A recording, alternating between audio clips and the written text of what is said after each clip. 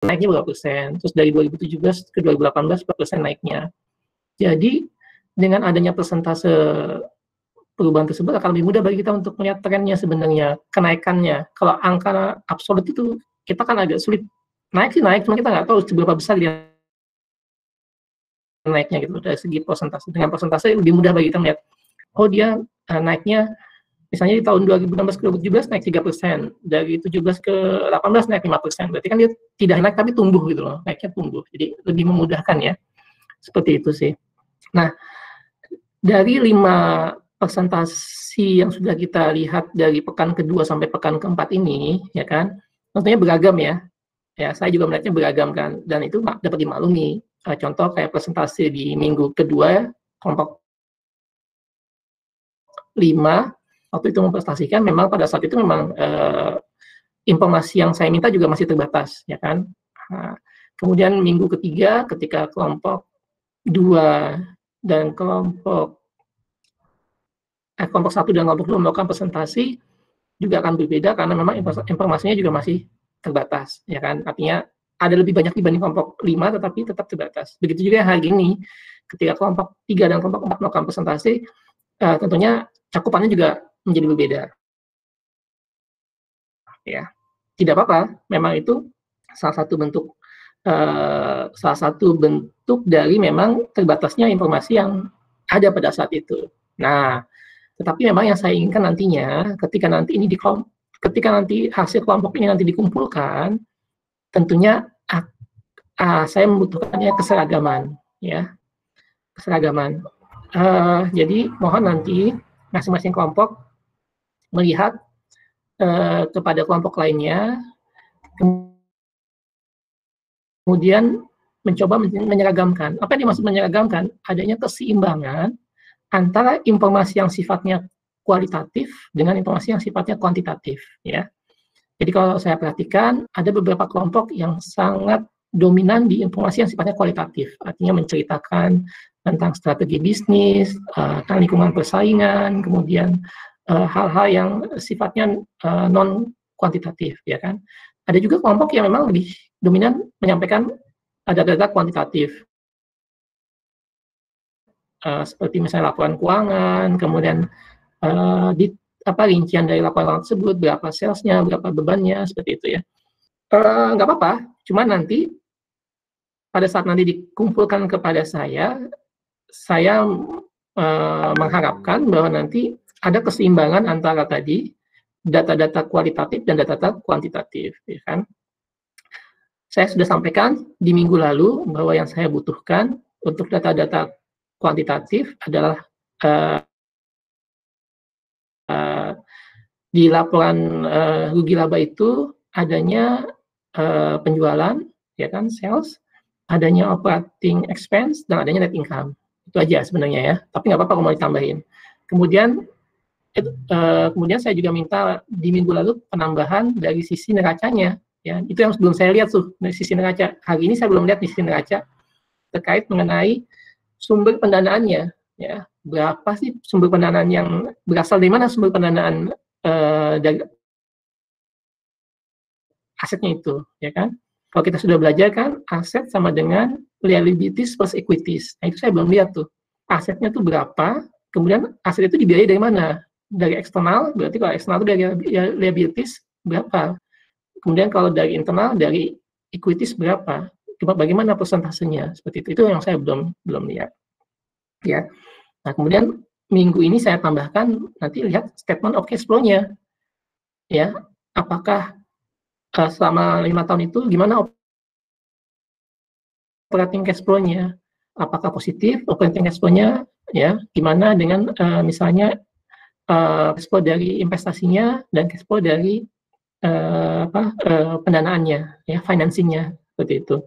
Ya, jadi nanti akan utuh gitu, ya. Jadi mohon nanti, ini kan gini, 5 kelompok sudah dipresentasikan dan bisa dilihat. Saya nggak menentukan mana yang bagus seperti apa, tapi ambil yang baik, ya, ditiru, kemudian dari sisi kualitatif yang baik ditiru, di sisi kuantitatif yang baik ditiru juga. Nah, tapi tadi harapan saya pada saat nanti dikumpulkan kepada saya, masing-masing kelompok itu punya standarnya, standar yang sama gitu terkait penyajiannya ya, seperti itu. Oke, itu dari saya ya untuk masing-masing tugas kelompok. Kemudian kita masuk ke bagian tugas satu kelas ya. Ini laporan untuk satu kelas. Jadi siapa yang akan mempresentasikan untuk yang laporan satu kelas ini? Sudah ada atau belum? Sudah ada Pak, bareng-bareng dibagi tiap pokok bahasan. Oke, baik. Silahkan dimulai. Karena memang saya bebaskan adik-adik untuk memilih 5 perusahaan farmasi. Makanya tadi kan sudah muncul ya. Sebenarnya walaupun dia masuk kategori farmasi, tapi secara produk dan pangsa pasar memang dia berbeda sekali kan. Ya, seperti itu. Tapi tidak apa-apa. Itu satu ya. Nah, kedua, terkait data-data kuantitatif, data-data laporan keuangan ya. Tadi sudah baik ya, sudah ada data dari neraca, data dari income statement ya.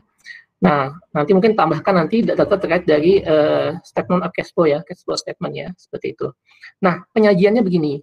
Ini saran saya ya.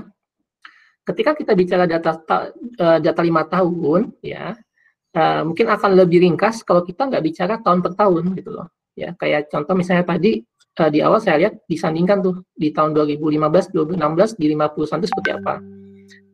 Itu bisa, tetapi menurut saya ada cara yang lebih efektif dengan kita langsung lihat dari 2015 ke 2019 perusahaan sudah muncul itu seperti apa pertumbuhannya.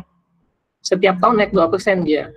Kemudian dari tahun 2015 sampai 2019 itu berapa persen kenaikannya seperti itu. Nah, itu jadi lebih ringkas. Begitu juga dengan perusahaan-perusahaan lain, sehingga nanti kita bisa menyajikan tabel yang rata-rata kenaikan dan rata-rata akumulasi kenaikan aja langsung seperti itu. Jadi kita tidak banyak lagi cerita tentang tahun per tahun. Karena bagaimanapun itu kan sudah masa lalu ya. Kita pengen lihat sebenarnya trennya saja seperti itu. Ya, jadi itu yang saran saya. Sehingga nanti kita bisa lebih ringkas dan lebih efektif untuk menyajikan datanya. Seperti itu ya, untuk yang data-data kuantitatif ya, jadi seperti itu mohon. Nah, yang menarik juga tadi kalau kita lihat rata-rata perusahaan-perusahaan farmasi ini sebenarnya gross profit margin-nya cukup tinggi ya, cukup tinggi. Nah, tapi ketika dia muncul ke operating margin menurun cukup banyak. Nah, apalagi ketika ke net income itu bahkan ada yang sampai negatif. Nah, ini yang menurut saya harusnya jadi fokus yang perlu diperhatikan. Mengapa ini? Di mana nih di ininya? Apakah memang di operating expense-nya yang menjadi kendala gitu loh. Nah, operating expense itu apanya yang mengakibatkan itu? Apakah karena memang research and development-nya yang besar gitu kan? Seperti itu. Atau karena misalnya marketing expense-nya yang besar, karena kan perusahaan-perusahaan ini pasti juga beriklan cukup besar kan. Di mana letak-letaknya sehingga seperti itu, ya. Atau memang masalah beban bunganya yang besar ya. Kayak Indofarma itu kan kalau kita lihat dari struktur neracanya memang dia dominasinya justru dari hutang kan, sehingga mungkin beban bunganya menjadi besar di situ. Itu yang perlu kita lihat ya. Sampai nanti jatuhnya ke net margin kenapa. Nah, saya harap nanti ketika di laporan kelompok individu yang per masing-masing kelompok bisa lebih detail seperti itu ya. Jadi format yang ada di laporan kelas ini bisa diadopsi oleh laporan kelompok ya, seperti itu, tapi ceritanya lebih ke individu kelompok sendiri seperti itu ya. Karena datanya saya lihat semua ada, tinggal nanti ditarik-tarik aja kan, dan nanti dianalisis lagi seperti itu. Tinggal nanti tambahkan yang laporan cash flow-nya juga ya. Nah, kemudian kenapa saya menitikberatkan kepada research and development? Tadi saya lihat di situ Kalbe menyajikan laporan research and development yang cukup besar ya, besar. Nah, kita paham bahwa sebenarnya keberlangsungan hidup dari perusahaan farmasi itu adanya di inovasinya sebenarnya.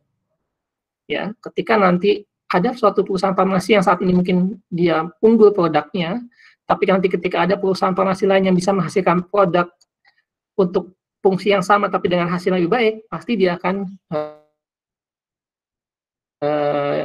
jatuh perusahaan yang tidak berinovasi itu. Nah, itu akan sangat erat katanya dengan research and development. Seperti itu ya. Jadi perusahaan-perusahaan farmasi yang mengalokasikan biaya research and development yang cukup besar, itu sebenarnya punya strategi bahwa mereka secara jangka panjang memang berusaha untuk bisa survive gitu, karena dia berusaha untuk mendapatkan produk-produk baru lagi atau perbaikan-perbaikan dari produk yang ada untuk produk dia sendiri maupun yang kompetitornya ya, seperti itu. Jadi jangan dimaknai bahwa research and development sesuatu yang beban ya. Karena kita sudah belajar kan di pekan ketiga lalu bahwa meskipun secara GAP dan juga IFRS itu dianggap sebagai beban, sebenarnya ini bisa jadi mempunyai manfaat di masa yang depan. Bisa jadi dia sebenarnya aset yang tidak tersajikan gitu kan. Karena kalau dia menghasilkan suatu produk dan produk itu diterima dengan pasar dengan baik, itu luar biasa pasti nanti turnaround-nya tuh. Seperti itu. Nah, makanya penting kenapa tadi saya minta nanti coba dicek antara cost research and development dibandingkan cost operatingnya seperti apa sih persentasenya, seperti itu ya. Seperti itu ya. Sayang sekali tadi ya sudah nggak muncul lagi biaya risetnya, padahal itu menarik sekali untuk kita bisa lihat. Jadi ini poin-poin dari saya. Ya nanti tolong nanti adik-adik laporannya sudah baik, cuma nanti masalah penyajiannya saja ya, penyajiannya nanti diatur ulang sehingga nanti kesannya nggak terlalu banyak ya. Nanti ada mungkin beberapa hal yang perlu disampaikan di dalam bentuk lampiran, masukkan dalam lampiran saja ya, seperti itu. Jadi nanti lebih fokus kepada hal-hal yang ingin kita sajikan itunya ya, seperti itu. Nah, menarik juga mengenai tadi ada rasio-rasio terkait turnaround aset ya, kemudian ada return of asset, ada return of equity ya, seperti itu. Dan kita lihat beberapa perusahaan farmasi menunjukkan rasio-rasio yang kecil ya dibandingkan dengan asetnya, karena asetnya besar gitu ya. Nah, itu menunjukkan bahwa kadang-kadang aset itu berarti bisa jadi memang tidak termanfaatkan secara optimal ya, meskipun butuh penelitian lebih dalam lagi untuk bisa bilang seperti itu. Tapi ada beberapa perusahaan farmasi yang memang bahkan secara konsisten dia bisa meningkatkan rasio tersebut menjadi lebih baik dari turnaround maupun return of asset maupun return of equity ya, seperti itu ya. Itu ya. Jadi ini juga perlu didalami menurut saya, dilihat juga nanti ketika laporan per individu kelompoknya itu akan sangat menarik kalau itu bisa nanti didalamin ya, seperti itu ya, hubungannya apa sih terkait hal tersebut ya. Sebenarnya secara sekilas tadi saya bisa lihat, menurut saya ada satu perusahaan yang menurut saya sangat menarik ya. Kalau saya sebagai investor, saya akan benar-benar menaruh perhatian pada perusahaan itu karena dia bisa menjaga rasio hutangnya sangat rendah, tetapi di sisi lain dia selalu bisa bertumbuh ya, baik dari sisi net income maupun tadi rasio-rasio tadi bisa baik ya. Kira-kira apa? Ada yang tahu nggak tuh? Kenapa tuh? Kalbe Farma, Pak. Nggak pas. Ada Kalbe Farma masih tinggal ini, dia masih nggak konsisten. Coba nanti lihat lagi. Iya, sudah muncul. Coba perhatikan sudah muncul tadi. Sekilas saja saya lihat tadi. Ketika dia di susunan di neracanya, hutangnya sangat kecil, jadi dia membiayai asetnya bahkan dari equity-nya. Artinya apa? Secara risiko kecil kan? Karena kalau kejadian seperti ini ya, misalnya kondisi pandemi seperti ini, dia pasti memiliki tingkat survival yang lebih tinggi dibanding perusahaan-perusahaan yang punya hutang lebih besar. Kenapa? Karena meskipun nanti penjualnya turun, tetapi beban bunganya masih kecil dia. Bandingkan dengan kayak Indofarma, ya kan? Pada kondisi seperti ini, misalnya nanti penjualannya rendah, dia tetap harus bayar bunga kan? Nah, itu sangat ini sekali, ya. Kemudian yang saya juga lihat menarik di sini muncul itu, saya lihat dia konsisten tumbuh gitu loh. Nggak hanya naik, tapi tumbuh gitu. Dari 2016, 2017, 2018, 2019, itu naik terus dia. Net income-nya naik, rasio-rasionya juga naik. Kalau saya nggak salah ya, tadi saya perhatikan ya, sekilas ya. Nah, itu menunjukkan bahwa perusahaan ini efektif. Kenapa saya bilang efektif dan efisien? Karena kita tahu beriringan dengan kenaikan net income, ya kan, pada saat net income itu naik dan kemudian dibagikan, ada misalnya dibagikan dividen, sisanya kan masuk equity, betul nggak? Ya kan? Net income dikurang dividen masuk equity kan? Iya Pak. Betul nggak? Return earning. Nah, otomatis, ya kan? Otomatis equity-nya semakin lama semakin tinggi kan?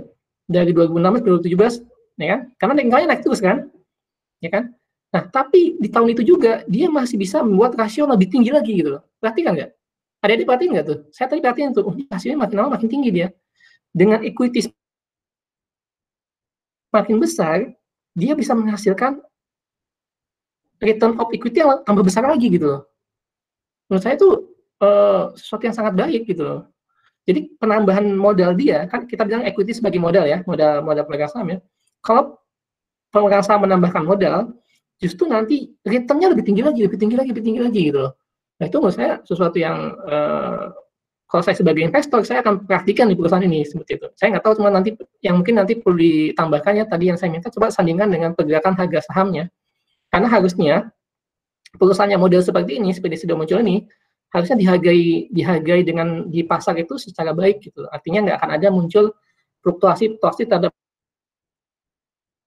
harga sahamnya yang jauh, misalnya naik turun nggak. Kenapa? Karena orang sudah lihat bahwa ini perusahaannya stabil nih, tumbuhnya stabil. Ya. Coba nanti ya tolong nanti tambahkan itu ya, yang pergerakan harga sahamnya ya nanti ya, di masing-masing individu juga nanti di yang tugas kelas ini ya, seperti itu. Jadi banyak hal-hal yang menarik yang menurut saya nanti bisa dilihat lagi, didalamin lagi. Tapi sebagai suatu permulaan, bahan dasar ini sudah sangat memadai, tinggal nanti dilihat lagi, di resave lagi ya, dibentuk lagi seperti itu. Ada pertanyaan nggak, adik-adik? Oh ya, sebelum gini. Terkait tugas yang ya, tugas ini. Laporan berarti ada 2 ya Pak, untuk laporan kelompok dan laporan kelas berarti. Dan betul, itu betul. Apakah PDF atau Word? Kalau saya sih cukup yang berdasarkan pakai ini aja, pakai presentasi ini buat saya sudah cukup, nggak perlu pakai Word. Ya, mudah-mudahan saya nggak apa-apa ya, nggak apa-apa kan, tugas gitu nggak apa-apa ya? Nggak apa-apa Pak, insya Allah nggak apa-apa. Oke. Nah sekarang tinggal masalahnya aja. Ini pertemuan terakhir kapan ya untuk sebelum UTS kapan ya? Masih ada 3 minggu lagi Pak, insya Allah.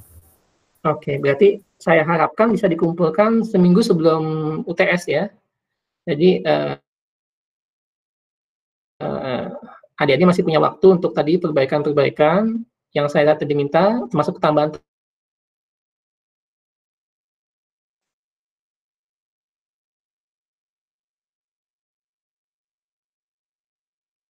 data terkait yang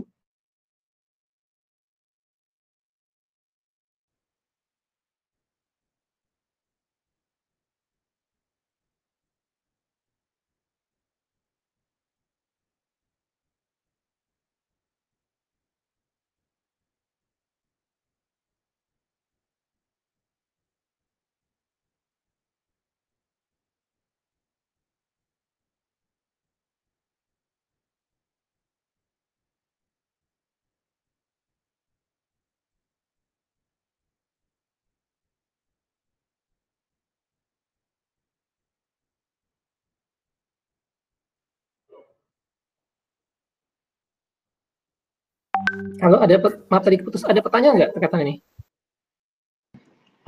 Tanya lagi Pak, untuk tugas tadi kan kalau di kelas tadi kan membanding rasio-rasio tersebut itu membandingkan antar perusahaan. Nah, berarti kalau untuk tugas yang per kelompok tadi itu apakah terdapat perbandingan seperti itu atau bagaimana Pak? Kalau kelompok cukup perbandingan antar waktu aja. Bandingkan waktu aja antara 2016 sampai dengan 2019 itu ada nggak peningkatan rasio atau penurunan rasio, seperti itu aja. Karena sifatnya dia kelompok ya, individu ya. Nah, seperti itu aja. Baik, Pak. Seperti itu. Justru nanti itu yang kita bawa nanti ke tugas kelas untuk kita sandingkan ya. Seperti itu ya. Nah, satu lagi supaya nanti tugas kelasnya ini bisa menghasilkan suatu semacam, bukan rekomendasi ya, tapi bisa membuat semacam peringkat, saya usul begini, ya. Tadi kan adik-adik kan sudah membuat banyak sekali parameter kan, parameter dari yang sifatnya kualitatif maupun parameter yang sifatnya kuantitatif ya. Nah, saya usul buat beberapa parameter yang kemudian diberi nilai. Ya, contoh misalnya dalam hal misalnya dalam hal neraca. Situ nanti buat di situ semacam penilaian. Misalnya kalau perusahaan farmasi A dia lebih besar equity-nya dibandingkan liability-nya, maka dapat nilai 4 gitu. Ya. Kalau dia ininya sama lebih besar tapi nggak terlalu besar, dapat nilai 3, 2, 1. Jadi ada bobotnya gitu loh. Jadi setiap parameter dibuat bobot, sehingga nanti pada akhirnya bobot itu kita hitung, sehingga kita nanti bisa mendapatkan, oh ini loh peringkat. Karena saya lihat tadi di kesimpulannya ada semacam peringkat kan, peringkat 1 perusahaan apa kan. Tetapi saya lihat tadi kan masih tersebar, kalau yang terkait misalnya tadi net income ini, kalau terkait pertumbuhan ini kan gitu ya. Nah, kita kan pengennya nanti sudah holistik tuh, udah keseluruhan kan. Makanya coba nanti dibuat kayak bobot gitu. Misalnya bobotnya 1 ini kan ada 5 ya. Ada 5 perusahaannya, 1 sampai 5 bobotnya. Jadi misalnya di sisi neraca yang paling baik itu dikasih bobot misalnya 5 misalnya. Misalnya sudah muncul ya, anggaplah kan karena dia paling rendah kan itunya apa namanya? Liabilitasnya paling rendah kan, maka di sisi neraca dia dapat bobot 5, sedangkan Indo Farma karena dia hutangnya paling besar dia dapat nilai bobot 1 gitu loh. Begitu juga nanti di net income, lihat nanti pertumbuhannya seperti apa, ya. Nanti kasih bobot mana yang dia memang tumbuhnya paling besar seperti itu. Di lain-lain juga dikasih bobot seperti itu. Jadi nanti dari bobot itu nanti kita akumulasi sehingga nanti dengan nilai bobot yang terbesar itulah yang kita anggap dia perusahaan yang lebih baik dibandingkan perusahaan-perusahaan yang lain. Seperti itu. Bisa nggak kira-kira dibikin gitu?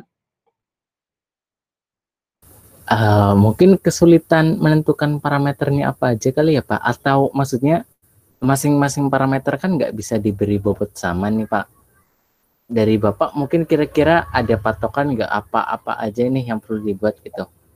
Ya, maksudnya gini aja, kita buat sederhana aja. Misalnya gini tadi neraca itu kita bobot paling tinggi 5, paling rendah 1 gitu loh. Disesuaikan dengan jumlah jumlah perusahaannya.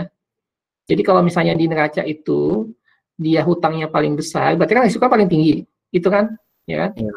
Nah itu berarti bobotnya 1. Nah, kalau yang hutangnya paling kecil, berarti kan risikonya paling rendah dari sisi neraca ya, dari sisi ini, berarti dia dapat nilai 5. Kemudian misalnya terkait return of equity, misalnya ya, return of equity kan, kita kasih bobot juga 1 sampai 5. Perusahaan yang menunjukkan return equity yang semakin besar, ya, maka dia dapat bobot 5. Nah, karena kan bisa kelihatan tuh dari return equity-nya bisa diurutkan kan nanti kan, seperti itu. Ya bisa nanti diambil dari rata-rata kenaikan atau akumulasi kenaikan dari return equity-nya, gitu loh. Silahkan aja dipilih yang mana, seperti itu. Ya. Oh berarti parameternya dari kita sendiri ya Pak, mau ngambil apa? Ya, boleh. Cuman saya usul mewakili ya, maksudnya mewakili yang dari data kualitatif dan juga data kuantitatif ya. Nah, cuma memang hati-hati untuk data yang kualitatif hati-hati karena di situ kan sudah muncul nggak ada di beberapa bagian dia nggak bisa disandingkan kan gitu ya. Itu yang perlu mungkin diberi perhatian untuk yang untuk kualitatif ya. Silahkan aja nanti dibicarakan berapa parameter yang mau dibuat untuk diberikan nanti scoringnya gitu loh. Sehingga nanti hasilnya kita bisa berdasarkan fakta itu, kita bisa bilang, oh ini terbaik, sudah berdasarkan hasil ramuan dari berbagai macam parameter tersebut sih. Gimana? Ya nanti coba dipikirkan bareng-bareng ya Pak, insya Allah. Ya. Kemudian yang ada pertanyaan terkait cash flow tadi Pak. Untuk cash flow ini kira-kira apa aja yang perlu dianalisis begitu ya Pak?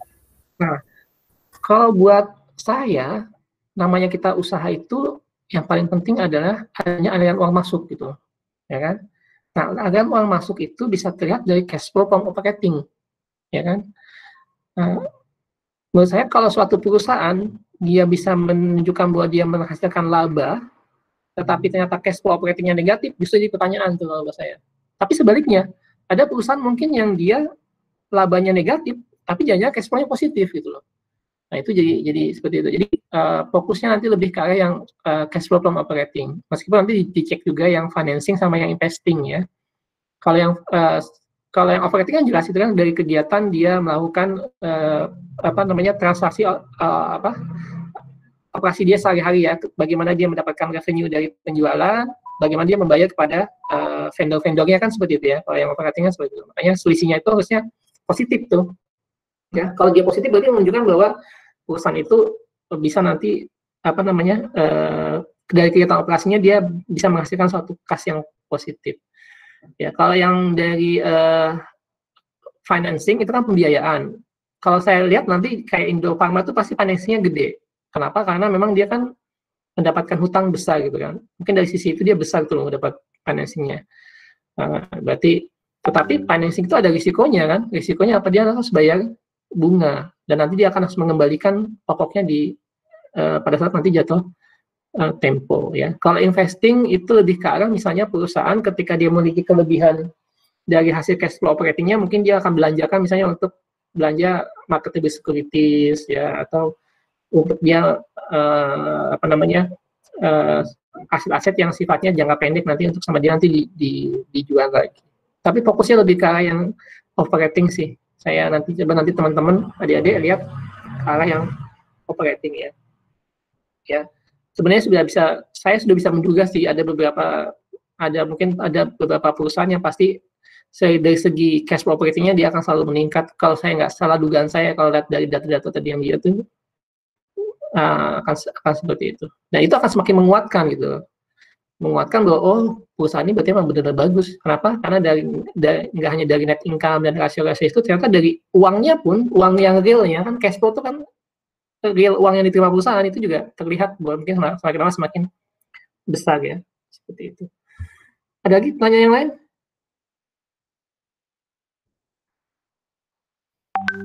Nggak ada?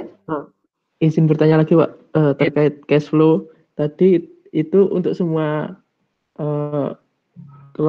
untuk semua itu untuk laporan sekelas atau juga laporan antar kelompok juga? Apa antar kelompok juga? Laporan antar kelompok juga.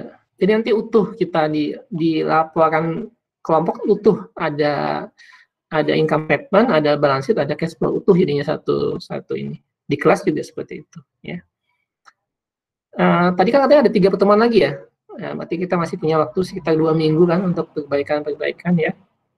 Nanti minggu depan kalau masih ada waktu, setelah saya nanti menyajikan materi ada masih ada waktu, saya mau lihat nanti kira-kira sudah seperti apa perkembangan untuk yang laporan kelasnya mungkin ya. Seperti itu. Atau laporan dari kelompoknya yang memang mau menyajikan mungkin di setengah jam terakhir ya, untuk kita lihat sama-sama, dan mungkin kelompok lain juga bisa lihat untuk nanti sebagai bahan untuk digunakan bersama ya, seperti itu. Jadi nanti harapannya pada saat nanti selesai laporan kelompok itu bisa menyajikan utuh tuh ya, analisis terhadap kuantitatif dan kualitatif dari perusahaan tersebut. Sementara laporan yang kelasnya bisa menyajikan tadi persandingan yang utuh juga dari 5 perusahaan tersebut, dari aspek finansial yaitu income statement, balance sheet, dan cash flow, dan juga dari yang sifatnya data-data kualitatif tadi ya, seperti itu sih.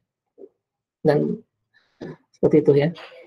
Saya sih berharap adik dapat ini ya, dapat sesuatu yang yang menarik ya.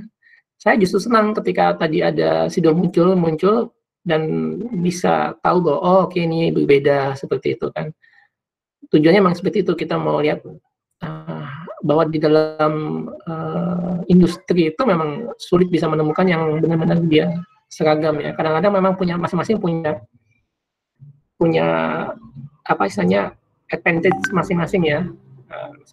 Kayak Sido muncul, dia mungkin memang diuntungkan karena persaingan di pangsa pasar yang herbal nggak seberat di pangsa pasar non herbal kan. Saya nggak tahu kalau di di Bursa Efek Indonesia selain Indo muncul, ada lagi nggak perusahaan yang terbuka juga yang memang non herbal? Saya nggak tahu teh. Tapi seperti gitu ya. Ada lagi pertanyaan yang lain?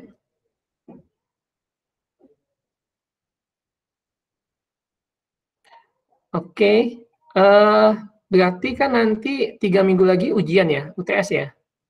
Iya Pak. Oke. Coba nanti kalau saya ada dapat materi soal-soal UTS, saya akan sharing ya. Nanti bisa dipelajari bersama ya. Tapi saya lihat dulu ya kalau ada ya. Nanti bisa dipelajari, mungkin kalau enggak dalam minggu depan, mungkin kalau ada nanti saya sharing deh ya soal-soal UTS yang bisa dipelajari ya. Seperti itu. Ada lagi yang mau ditanyain? Terkait materi mungkin ada? Atau terkait tadi hasil diskusi atau hasil pemaparan tadi, ada nggak yang menurut adik-adik yang menarik atau apa terkait industri farmasi ini? Ini mungkin Pak, terkait perusahaan antara BUMN sama swasta, itu kan pasti ada faktor-faktor pembedanya ya Pak. Nggak bisa dibandingkan apple to apple gitu Pak. Kenapa? Kenapa kira-kira nggak bisa dibandingkan apple to apple? Ya karena kalau BUMN kan orientasinya mungkin lebih ke pelayanan gitu, kalau swasta kan lebih ke profit. Mungkin sih Pak. Oke. Ada benarnya sih memang.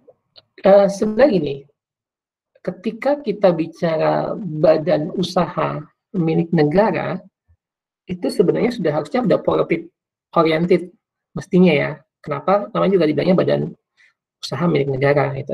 Mestinya harusnya profit oriented. Nah, namun memang ada beberapa sektor ya yang memang karena dia benar-benar mempengaruhi hajat hidup orang banyak, nggak hanya untuk masyarakat maupun masyarakat umum, tapi juga termasuk industri, maka bisa jadi dia semacam harus menyeimbangkan juga dengan tadi yang istilah tadi yang Hairul bilang sisi layanannya ya.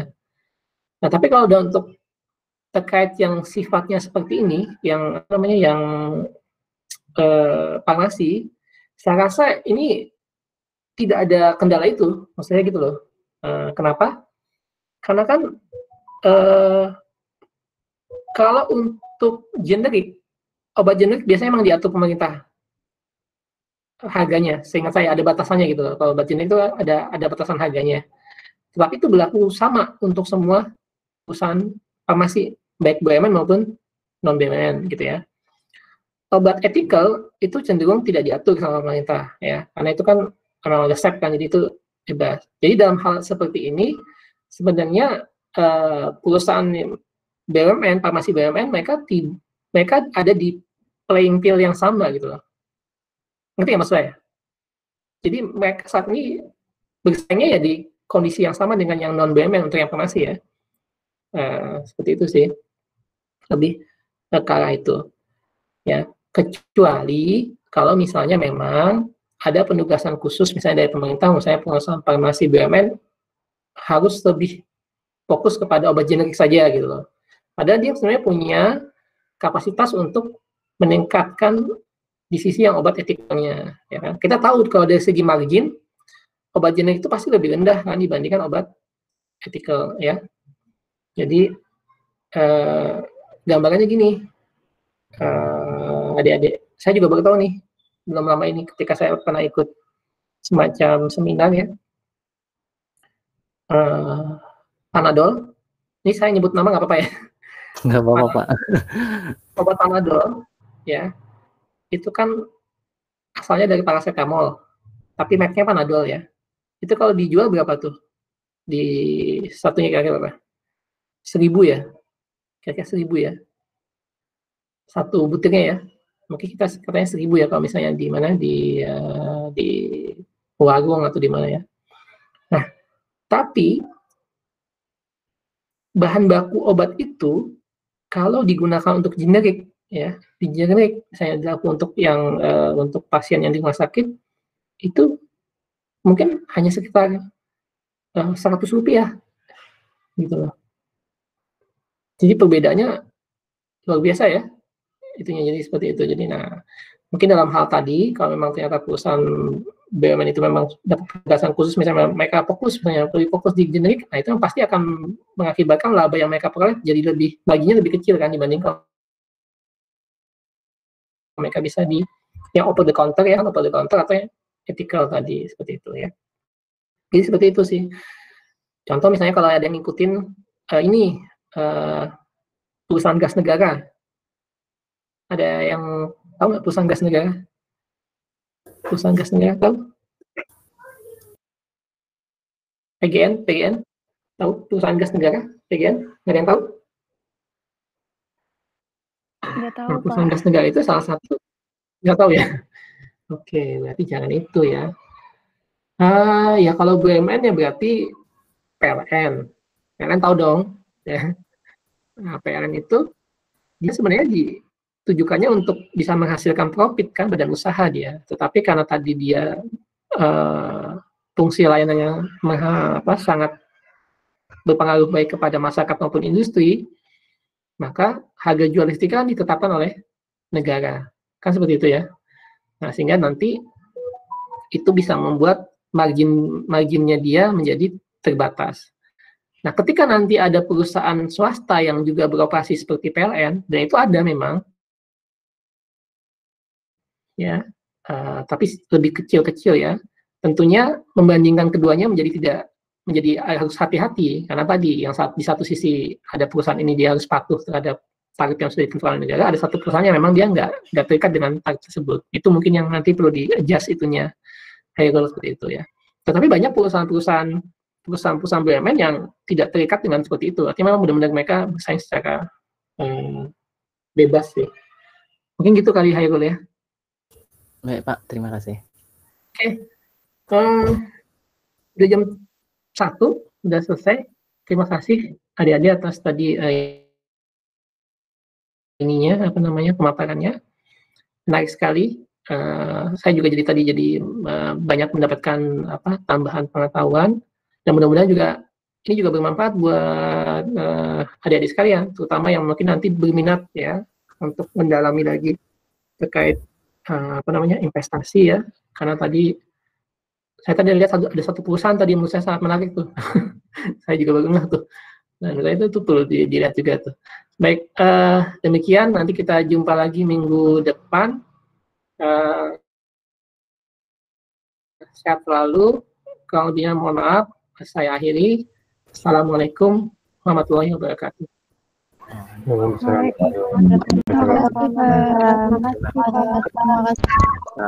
Terima kasih Pak. Terima kasih Pak.